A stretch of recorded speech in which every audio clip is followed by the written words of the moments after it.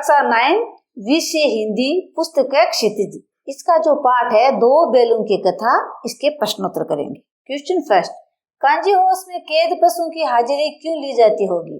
Kanji house में कैद पशुओं की हाजिरी इसलिए ली जाती होगी ताकि कैद पशुओं की संख्या का पता चल सके और पता लगाया जा सके कि उनमें से कोई भाग या मर तो नहीं गया है।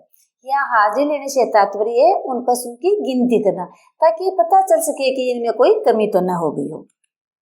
क्वेश्चन सेकंड, छोटी बच्ची को बैलों के प्रति प्रेम क्यों उमड़ आया? लड़की की माँ मर चुकी थी, सौतेली माँ उसे मारती रहती थी, इसीलिए बैलों से उस छोटी बच्ची की आत्मीयता हो गई थी। लड़की तथा दोनों बैल भी प्यार के भूखे थे और एक दूसरे का कष्ट समझ सकते थे। यानी लड़की की माँ बनने के बाद उसकी सौतेली माँ उसको कष्ट देती थी और हीरा और मोती जो बैल थे वो अपने झुरी नामक मालिक से गया के पास आ गए।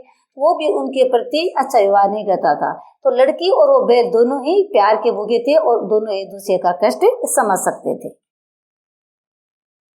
क्वेश्चन थर्ड, कहानी में बैलों के माध्यम से कौन कौन से नीति विषयक मूल्य उभर कर आए हैं?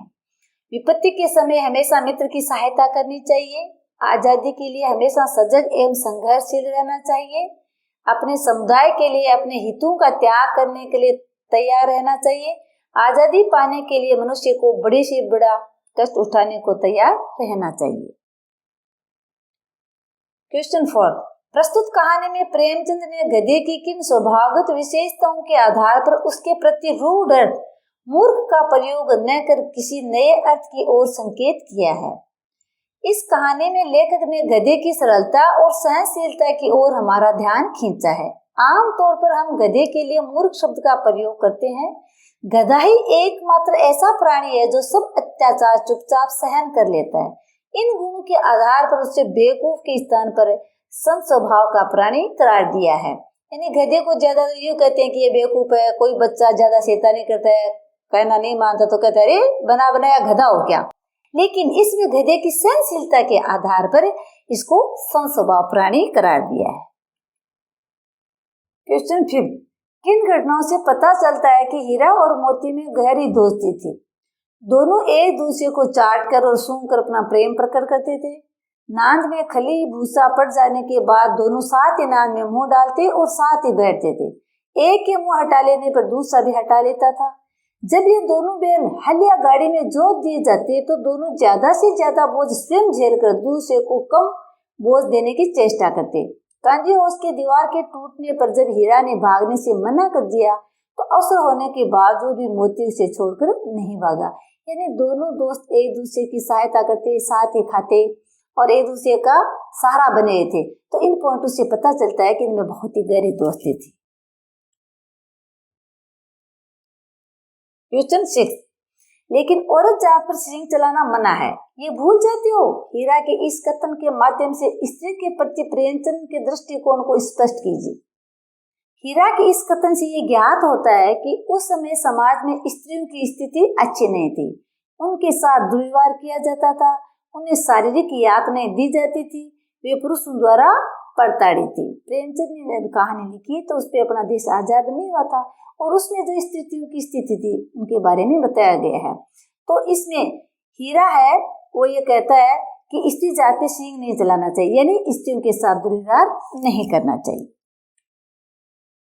क्वेश्चन 7, किसान जीवन वाले समाज में पशु और मनुष्य के आपसी संबंधों को कहानी में किस तरह व्यक्त किया गया है? प्रेमचंद ने किसान जीवन में मनुष्य तथा पशु के भावनात्मक संबंधों को हीरा और मोती दो बैलों के माध्यम से व्यक्त किया है। हीरा और मोती दोनों झूरी नामक एक किसान के बैल हैं जो अपने बैलों से अत्यंत प्रेम करता है और इसी प्रेम से वशीभूत होकर हीरा और मोती अपने मालिक झूरी को छोड़कर कहीं और नहीं रहना चाहते हैं।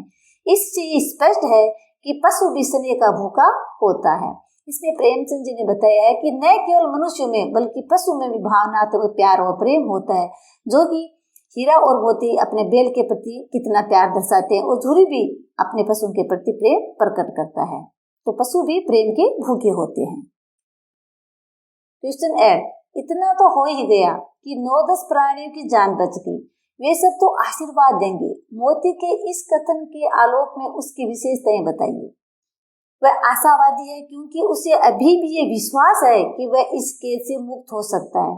वह स्वार्थी नहीं है, स्वयं भागने के बजाय उसने अन्य सभी जानवरों को सबसे पहले भागने का मौका दिया। क्वेश्चन 9, आज से स्पष्ट कीजिए। अवश्य ही उनमें कोई ऐसी गुप्त शक्ति थी जिससे जीव में श्रेष्ठता का दावा करने वाला मनुष्य वंचित है।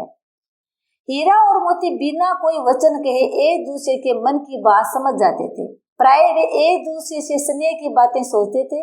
यद्यपि मनुष्य स्वयं को सब प्राणियों से श्रेष्ठ मानता है, किंतु उसमें भी ये शक्ति नहीं होती। तभी कहा जाता है कि खग जाने खग की ही भाषा, यानी दोस्त अपने दोस्त की बात को समझ सकता है।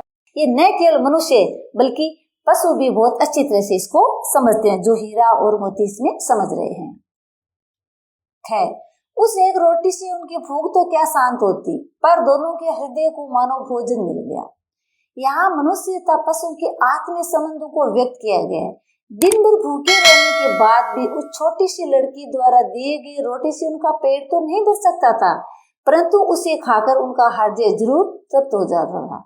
क्वेश्चन 10, गैया ने हीरा मोती को दोनों बार सूखा भूसा खाने के लिए दिया, क्योंकि इसका आंसर गया है वह हीरा मोती के व्यवहार से बहुत दुखी था और दुखी होने के कारण ही उसको वो सूखा भूसा देता था।